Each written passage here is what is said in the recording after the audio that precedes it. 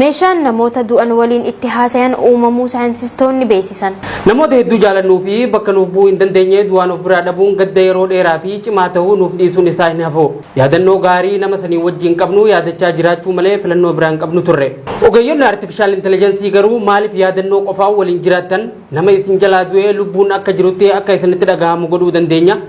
Isaanii waliin haasa'uullee ni dandeessanii nuun jechaa jiran. Meeshaan namoota du'an waliin haasa'uuf nama dandeessisu kun sagalee fi amala namoota du'anii hedduu kan qabu diijitaal kooppii ilma namaa akka taheettu himama. Ogeeyyoonni fayyaa akka jedhanitti garuu nama du'e waliin haasa'uun miidhaa xiinsammuu fiduu danda'a waan ta'eef sirriitti ilaaluun barbaachisaadha jedhan.